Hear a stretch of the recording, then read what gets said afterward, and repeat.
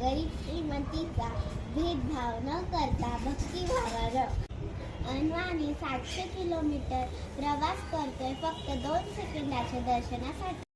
मातीवरील भेगा आल्या तळपायावरी, मातीवरील भेगा आल्या तळपायावरी, तरी चुकली नाही कधी माझी पंढरीची वारी, तरी चुकली नाही कधी माझी पंढरीची वारी.